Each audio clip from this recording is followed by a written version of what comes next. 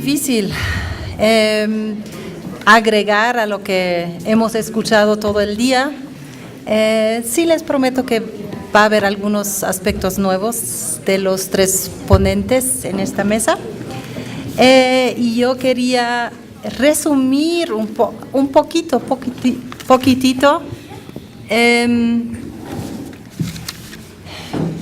tal vez para las personas que se reintegraron o se integraron ahorita y que no han estado durante toda la jornada, que nosotros hoy estamos en el cuarto día de un intercambio entre activistas y académicos latinoamericanos y estadounidenses que están trabajando el tema de China, que están trabajando el tema de alternativas al desarrollo, y tenemos dos compañeros de China que se han integrado y hemos tenido un intercambio bastante rico en estos días, un intercambio en el literal sentido de la palabra, porque yo siento que nos ha cambiado a todos y a todas que hemos participado, y yo creo que eso se reflejó durante todo este día, y que todavía no sabemos,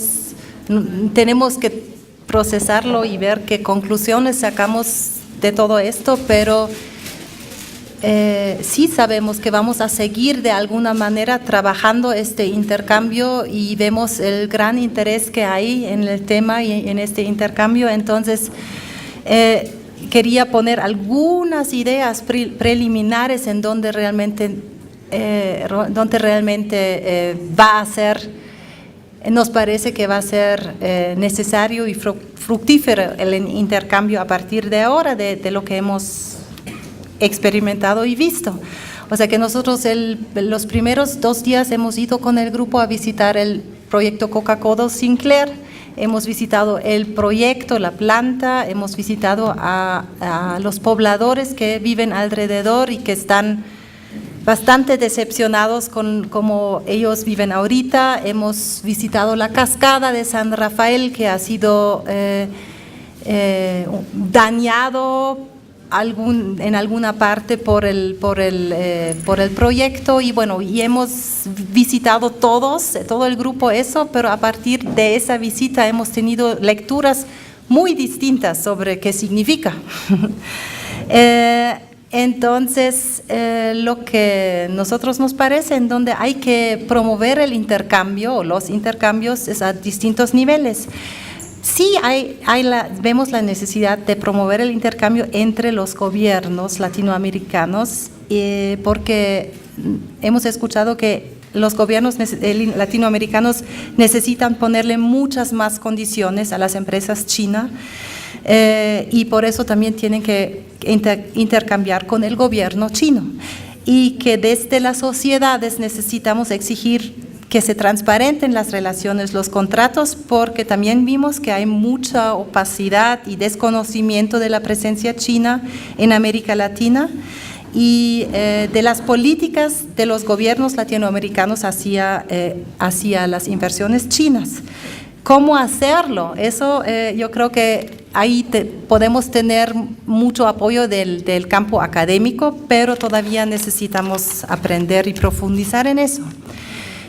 A un segundo nivel necesitamos el intercambio de conocimientos. O sea, vimos que los conocimientos muy diversos en el grupo realmente nos ayudaron a aprender cosas de académicos, de la gente, de las regiones entre América Latina y entre China. Hay también distintas regiones y distintas personas. Y que entre este intercambio está el de la relación ser humano-naturaleza, que aprendimos que en China hay muchas maneras de ver esa relación, y que nuestros compañeros chinos estaban bastante interesados y están bastante interesados en las concepciones y debates del buen vivir, de los derechos de la naturaleza, y realmente yo creo que hay una gran curiosidad de aprender. Necesitamos un intercambio sobre la solidaridad entre los pueblos en el sentido que que defender todos los derechos, por ejemplo, de los y las trabajadoras ecuatorianas, colombianas, pero también los trabajadores chinos, como también se había dicho acá.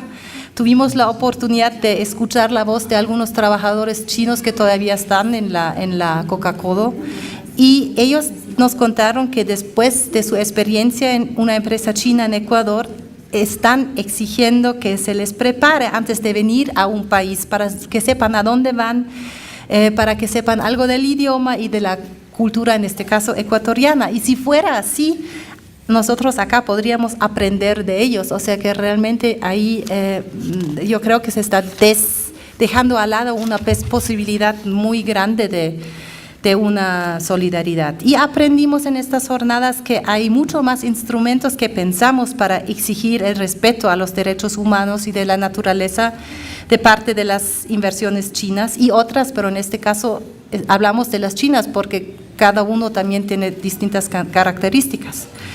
Podemos usar los lineamientos sociales y ambientales chinas incluso para evitar que se instalen proyectos.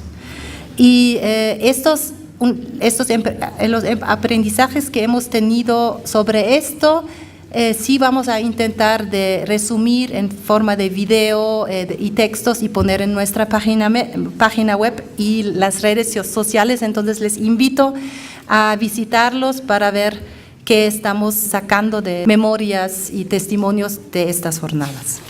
Hemos acordado en muchas cosas en nuestro intercambio, pero hemos acordado que en China y en América Latina estamos sufriendo la destrucción de la naturaleza, la contaminación del aire, del agua y la deforestación, y que eso solamente se puede cambiar si cambiamos el modelo de desarrollo capitalista actual que produce sobre todo no bienes, sino desigualdades y destrucción de lo social y la naturaleza en todo el mundo. Y que el modelo chino actual sigue los pasos de ese modelo de desarrollo muy uniformal estadounidense y europeo, y que estamos de acuerdo que hay que cambiar ese modelo, pero no podemos esperar hasta que cambie. Y por eso necesitamos informarnos sobre los mecanismos para dificultar su avance. Y también estuvimos de acuerdo que lo fundamental en América Latina y en China es la organización social por los derechos sociales y ambientales. Eso significa distintas formas en cada lugar, y tengo que admitir que todavía no logro entender qué significa esto en China, con un Estado todopoderoso y en donde la resistencia significa no sobrevivir, como se había dicho, pero que en América Latina sí significa, la resistencia significa a veces sobremente luchar por la sobrevivencia, y que la resistencia desde la defensa de los territorios y las comunidades para proteger sus modos de vida, de producción, de cultura y de la naturaleza son una base fundamental que tenemos que ir apoyando y ejerciendo. Y como dijo, yo creo que era la Mónica, porque estábamos mucho en este intercambio, qué significa resistencia, qué significa la armonía. Tal vez de nuestros compañeros chinos podemos aprender mucho de cómo negociar, pero sí estábamos en eso de que la resistencia en América Latina es algo de que estamos orgullosos y que es una base fundamental para poder seguir avanzando en el cambio del modelo de desarrollo. Para dejarlo de esa manera general, quiero invitar o presentar ahorita los dos ponentes y la ponente que vamos a tener.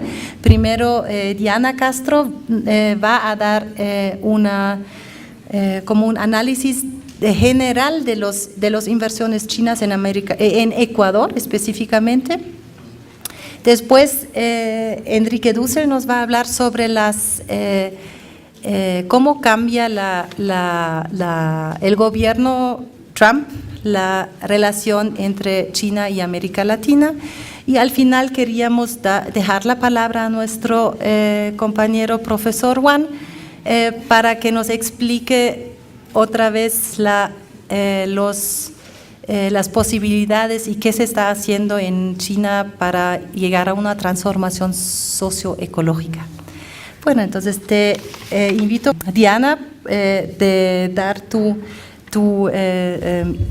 presentación. Diana Castro es de Ecuador, es estudiante de PhD en estudios latinoamericanos aquí en la Universidad Andina Simón Bolívar y es autora del libro Cooperación Energética China-Ecuador, una relación de mutuos beneficios. Gracias. Muchas gracias, buenas noches. Muchas gracias a la Fundación Rosa Luxemburgo, a la Universidad Andina, por habernos convocado en esta jornada de un intercambio que para mí ha sido de gran aprendizaje y desaprendizaje también. Gracias por eso. Yo les voy a presentar un balance general de lo que podríamos llamar la presencia china aquí en Ecuador, más o menos en la última década, ¿no? Que sabemos que coincide también con un gobierno particular. Entonces, mi presentación se va a dividir en 4 partes. Primero voy a presentarles muy brevemente un contexto de cuál es, digamos, el escenario internacional y nacional en el que llega China a Ecuador. Luego les presentaré muy brevemente cómo ha sido la relación comercial. Y después voy a enfocarme en 2 partes en las que sí me voy a tomar un poquito más de tiempo, que es el tema de los proyectos de inversión y el financiamiento chino, que en Ecuador van muy relacionados, están, como veremos, muy relacionados entre sí. Finalmente, algunas reflexiones finales, que más que conclusiones presentan algunas preguntas que queden pendientes y los retos pendientes para pensarnos en la relación con China, ¿sí? Entonces, bueno, el contexto. Yo creo que ya se ha discutido en la jornada sobre esto. Muy brevemente, bueno, sabemos que a nivel internacional China llega a América Latina y también particularmente Ecuador en un contexto de un boom de commodities que hace que la presencia china en nuestros países se dé de una forma muy específica, ¿no? Que resulte beneficioso tanto para China como para nuestros gobiernos invertir en sectores extractivos, porque en este contexto, digamos, parece muy rentable invertir en estos sectores, ¿sí? Entonces, en este contexto de boom de commodities, ¿qué es lo que busca China en nuestros países? Asegurar el acceso a recursos naturales, la apertura de nuevos mercados para sus empresas y la colocación de sus excedentes financieros, de ese capital, ¿no es cierto?, en el exterior, que en nuestro caso son nuestros países. A nivel nacional también hay un contexto muy particular en Ecuador en esta última década. Como sabemos, comienza un nuevo gobierno, comienza este proyecto político que lo han llamado la Revolución Ciudadana en el 2006 y coincide también con esta fuerte llegada del gobierno chino. ¿Qué es lo que busca Ecuador en esta relación con China?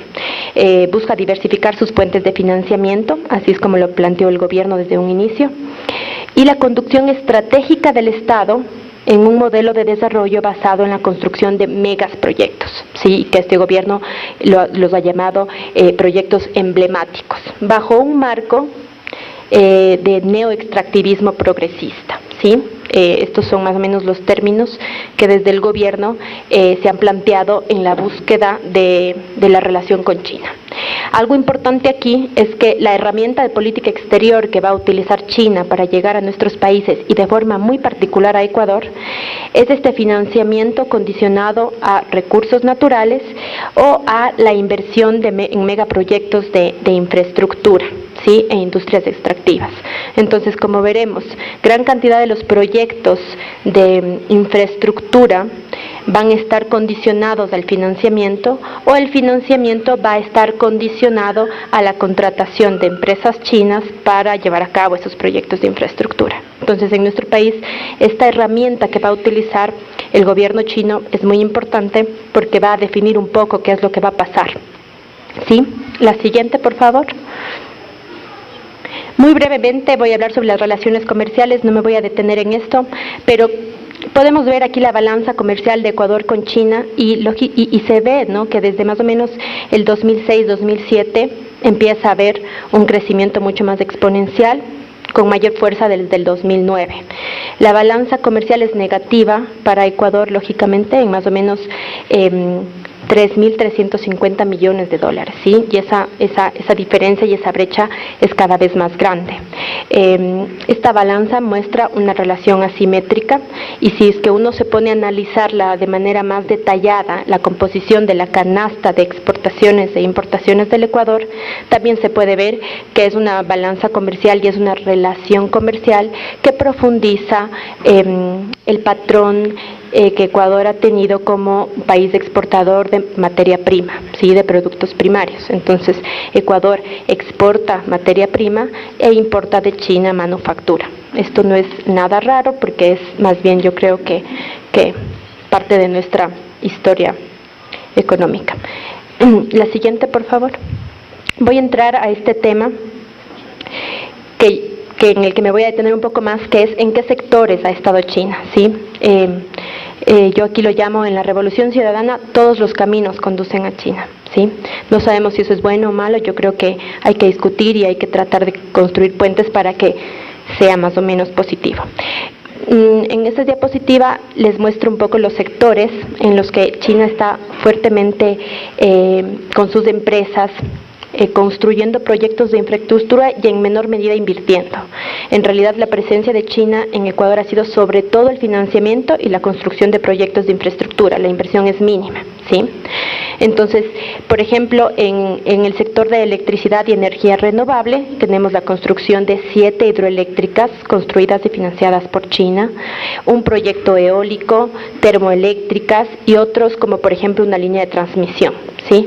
Entonces digamos que China, en todo este proyecto del cambio de matriz energética, que sería otra discusión saber si es que se dio o no, pero ha sido particularmente importante, porque llega a construir todos estos proyectos, ¿no? Algunas de las empresas chinas que están presentes en la construcción de estas obras, Sinohydro, China Geshoba, Harbin Electric International, Hydrochina, China National Electric Engineering, son varias las empresas que están inmiscuidas juntas o independientemente en la construcción de estos proyectos.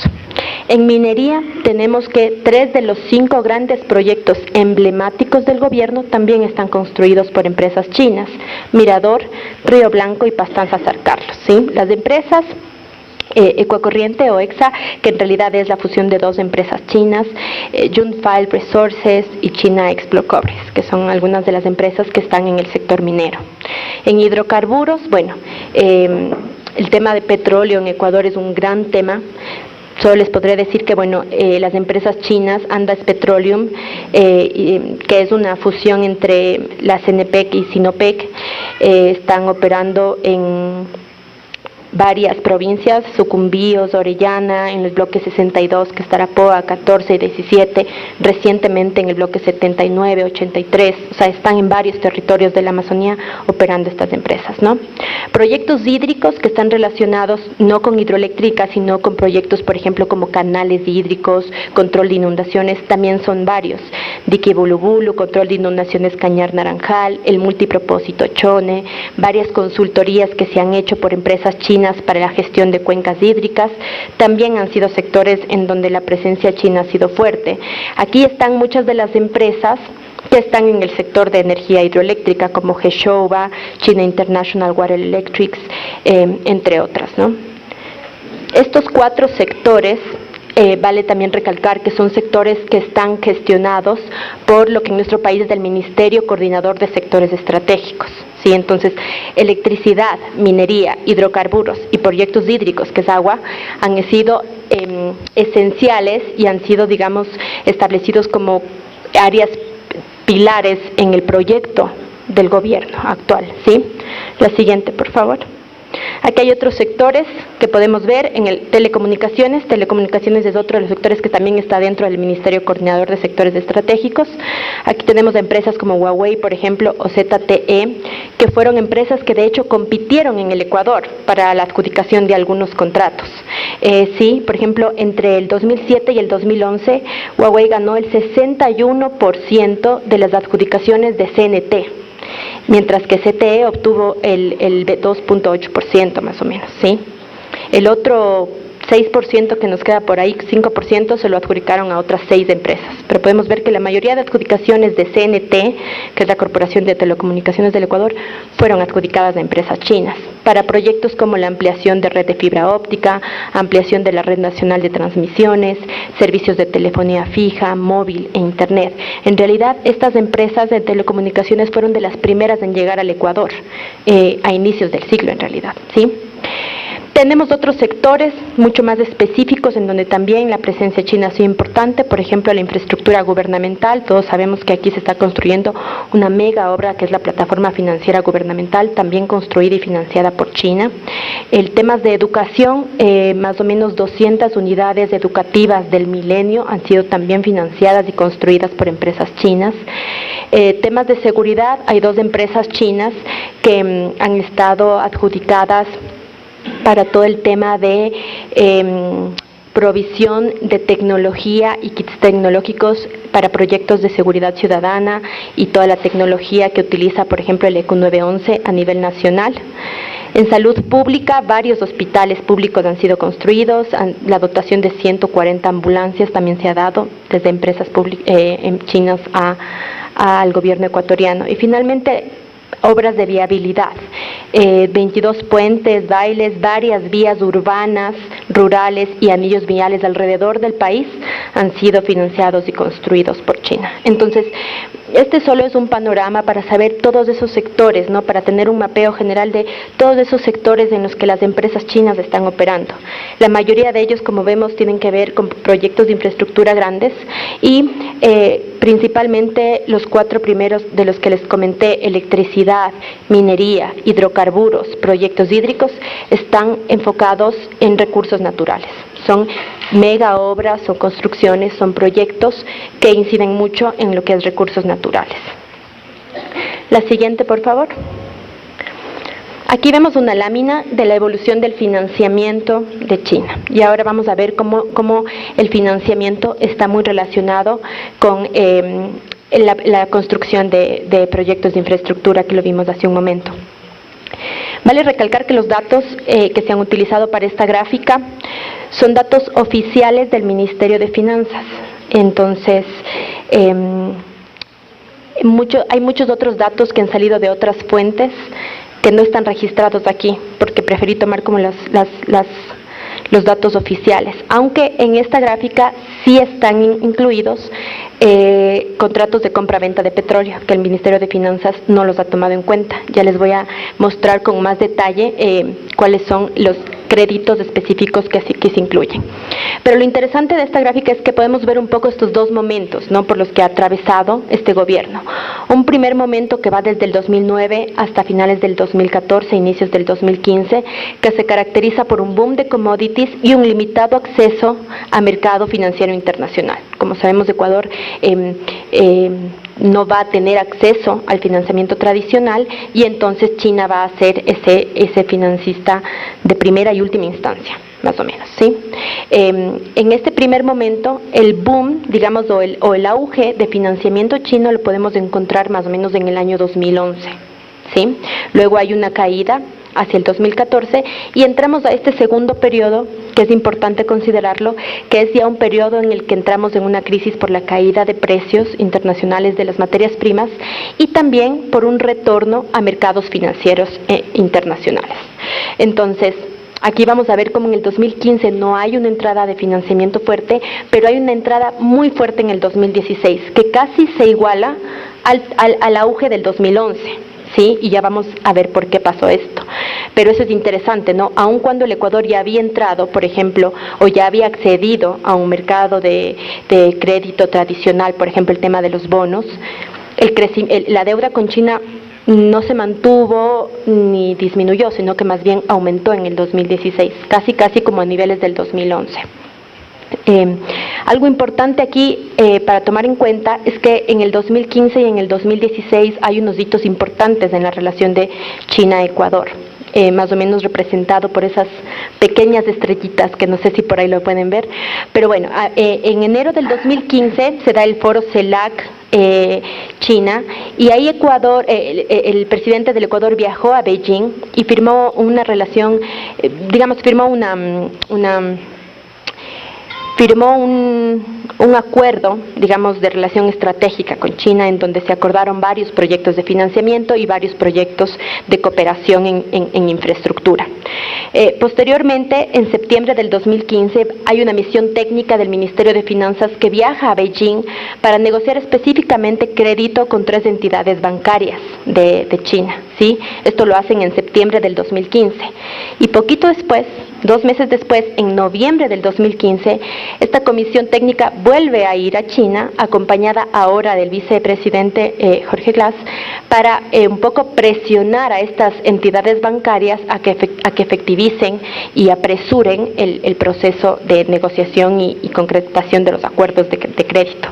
Entonces, en el 2015 tenemos no mucho crédito de China, pero tenemos un esfuerzo muy grande por el gobierno ecuatoriano por acceder a ese crédito, ¿sí? Entonces ya vemos que China ya no está tan abierto a dar créditos como daba en un periodo anterior, pero ese esfuerzo que hace el gobierno y estas varias visitas que tiene durante el 2015 terminan resultando en una línea de crédito y en varios acuerdos para el 2016. Finalmente, en noviembre del 2016 tenemos la visita del presidente Xi Jinping a Ecuador, la primera vez que un presidente chino visita Ecuador, y no es casualidad, él vino justamente para la inauguración de la central hidroeléctrica Coca-Cola-Sinclair, y en su visita se firmó un acuerdo de asociación estratégica integral, que es el acuerdo o el relacionamiento a nivel más alto que China puede firmar con otro país, ¿sí? Y lógicamente esto se firma en noviembre del 2016, hay un documento físico en el que se puede identificar cuáles son más o menos las líneas de cooperación que se esperan y que se prevén, y lógicamente es algo sobre lo que hay que reflexionar para los siguientes años, porque es algo que lo acabamos de firmar, ¿sí? La siguiente, por favor. Esta gráfica es la misma que les presenté hace un momento, pero aquí está dividido por el tipo de acuerdo o el tipo de crédito, y esto es sumamente interesante. Podemos ver que todas esas franjas rojas que vemos en los diferentes años hace relación a los acuerdos y préstamos directos que el gobierno ecuatoriano recibió de la banca china para proyectos específicos, es decir, el crédito del Exim Bank para el proyecto Coca-Cola-Sinclair, ¿sí? Entonces son préstamos directos que la banca china, en general el Exim Bank, el Banco de China, el Industrial and Commercial Bank of China, dan al gobierno ecuatoriano para proyectos específicos, ¿sí? Ya sea la hidroeléctrica, una carretera, una escuela, es específico, ¿sí? Entonces estos créditos son créditos que llegan a través del Ministerio de Finanzas y se destinan a un proyecto específico que generalmente está llevado a cabo, la construcción, por una empresa china. Las franjas verdes, que las vemos a partir del 2010, hacen referencia a unos créditos que son muy específicos y particulares, que se dan a través de líneas de crédito y se dan a través de lo que se ha llamado un convenio de 4 partes. ¿Qué quiere decir esto? Son acuerdos que no solo se dan entre el Banco de China y el gobierno y el Ministerio de Finanzas o el gobierno ecuatoriano, sino que paralelamente hay un acuerdo entre PetroChina y Petroecuador.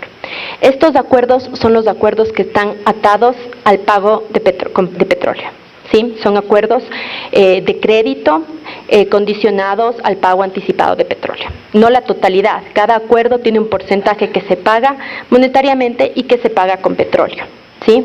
Entonces, estos créditos en realidad suponen 2 acuerdos, uno entre el Ministerio de Finanzas y el banco y otro entre PetroChina y Petroecuador por la compra y venta, ¿sí?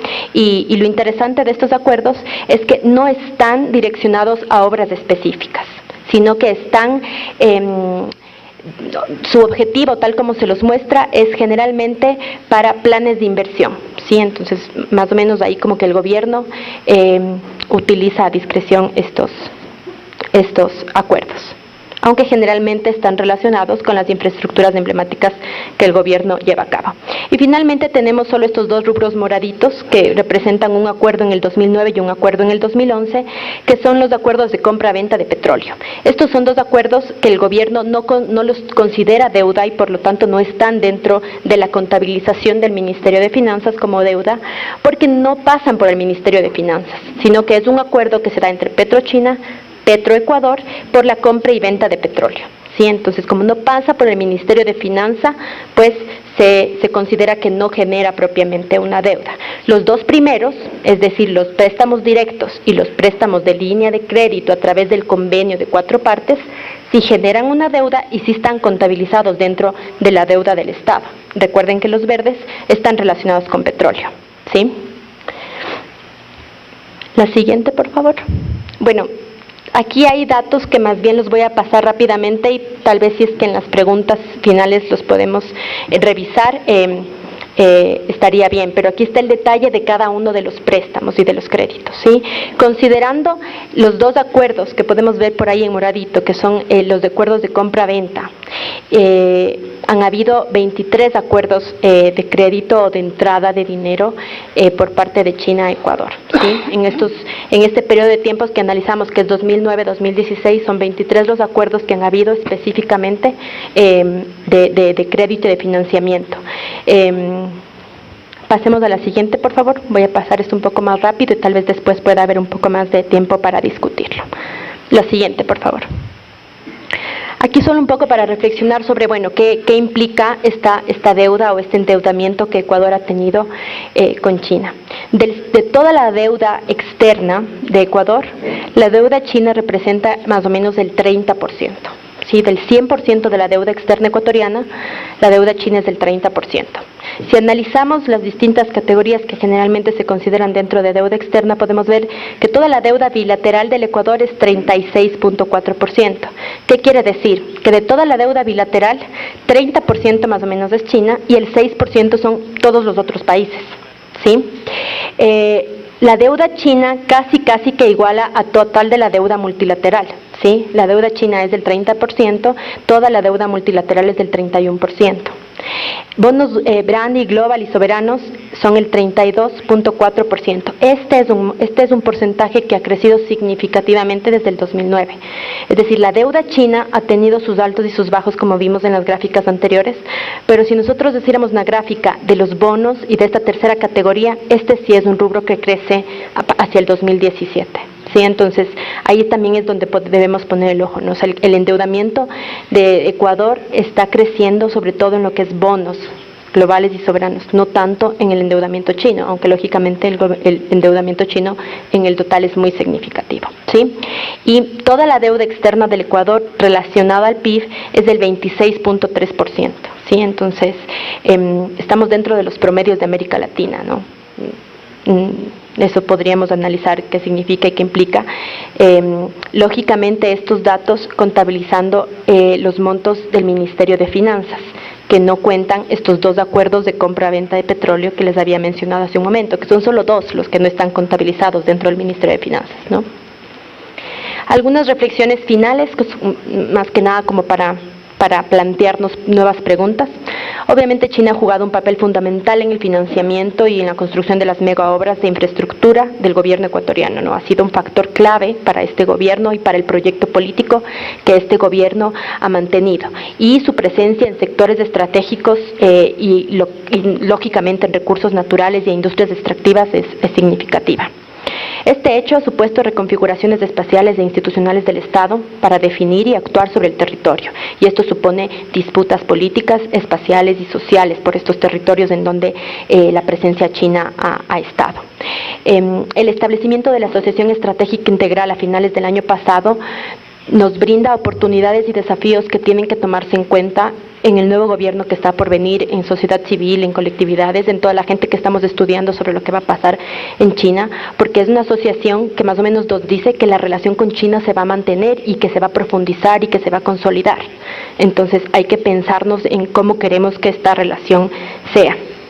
Y yo creo que es muy importante desde la gente que estamos interesados en estudiar China, en saber qué es lo que está pasando con China, ampliar la agenda de investigación más desde el Estado. Me parece importantísimo hablar sobre las capacidades institucionales que el Estado ha fortalecido o ha debilitado en esta última década. Sus capacidades para negociar, regular, fiscalizar la presencia china. Sí, yo creo que el gobierno juega un rol muy importante y que tenemos que seguirlo más de cerca. La penetración territorial del Estado, cómo se ha dado, cuáles son los actores, tener un poco más claro esas fisuras o esos espacios en donde como sociedad civil y académicos podemos actuar, el rol de los diversos actores, empresas, los diferentes niveles de instancias del gobierno también es importante. Y discutir más sobre el margen de maniobra del gobierno, que puede ser muy amplio o puede ser muy pequeño, pero brinda espacios para que podamos incidir y podamos aportar en pensar una relación más provechosa para un país como Ecuador. Si es que los próximos años están destinados a que China tenga una presencia importante en nuestro territorio, yo creo que lo que nos urge es pensarla en cómo la aprovechamos de mejor manera. ¿Sí? Muchas gracias.